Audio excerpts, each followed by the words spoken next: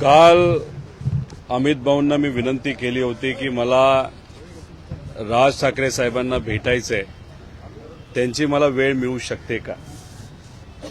लगेचच राज ठाकरे साहेबांनी वेळ दिली, कारण त्यांनी मला विचारलं होतं की काय विषय. मी म्हणलं अजितदादांच्या बाबतीतलं जी काही ऍक्सिडेंट झालेला आहे, घातपात जो कुठला झालाय, त्याच्याबद्दलची माहिती आपल्याला मला द्यायची आहे. दादांचा विषय असल्यामुळे लगेचच्या लगेच मला तिथं वेळ मिळाला. आज इथं आल्यानंतर बराच वेळ त्यांनी सगळ्या घटना समजून घेतल्या. जी काय माहिती मी घेऊन गेलो होतो ती पूर्ण माहिती त्यांनी समजून घेतली आणि ती माहिती समजून घेतल्यानंतर बोलत असताना त्यांनी सांगितलं की महत्वाचा विषय आणि सगळ्यात महत्वाचा प्रश्न एवढाच आहे की FIR पोलिसांनी का नाही घेतला. त्यांचा अभ्यास चांगला असल्यामुळे त्यांनी मला 2 दाखले दिले सुप्रीम कोर्टाचे, ज्याच्यामध्ये ऍक्सिडेंटल डेथ रिपोर्ट झाला असला तरी FIR घेता येतो, तो नागरिकांचा हक्क आहे. आणि एक दुसरा दाखला ज्याच्यामध्ये काही झालं तरी FIR घ्यावाच लागतो पोलिसांचा, हा दुसरा दाखला त्यांनी तिथं दिला होता.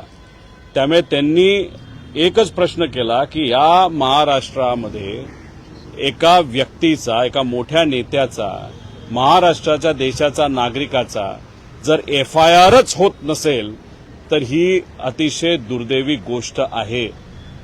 त्या बाबतीत ते काय भूमिका घेतील, कसं घेतील हे आपल्याला येत्या काळामध्ये त्या ठिकाणी कळेलच. पण त्यांनी सांगितलं की दादांना मी ओळखत होतो, जवळून आम्ही काम केलेलं आहे, जेव्हा केव्हा भेटायचो आम्ही तेव्हा बोलायचो.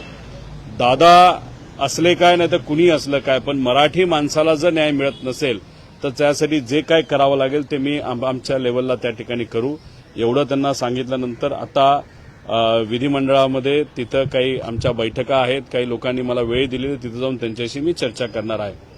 कालपर्यंत CIDच्या चौकशीसाठी सगळेच रिपोर्ट्स येण्यासाठी वाट पाहत आहेत. खरं तर पायलट देखील जिवंत असल्याचं सांगितलं जात आहे, कोणत्या तरी देशात असल्याचं देखील म्हटलं जात आहे.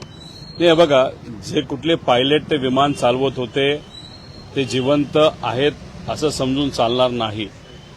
जे आधी पायलट त्यांची नियुक्ती झाली होती, त्यांचं नंतर ते कॅन्सल झालं, ते आधीचे पायलट त्या ठिकाणी आहेत, त्यामुळे तो विषय तिथं राहत नाही. त्यामुळे त्या विमानामध्ये जे कोणी 5 जण होते त्याच्यामध्ये दादा होते, त्यानंतर अटेंडंट माळीताई होत्या, जाधव नावाचे जे सिक्युरिटी होते, पाठक नावाच्या को पायलट आणि कपूर नावाचे मेन पायलट, हे 5च्या 5 व्यक्ती दुर्दैवाने आज आपल्यामध्ये तिथं नाही. त्यामुळे कुणी जर सांगत असेल की ही व्यक्ती जिवंत आहे, ती व्यक्ती जिवंत, असं कुठंच काय नाही. ऍक्सिडेंट झाला का घातपात झाला याच्याबद्दलची माहिती आपल्याला त्या ठिकाणी घ्यायची आणि त्यासाठी आपण सर्वजण प्रयत्न करतोय. एक तर FIR या महाराष्ट्रामध्ये घेतलाच जात नाही, हे खरं तर दुर्दैवी गोष्ट आहे.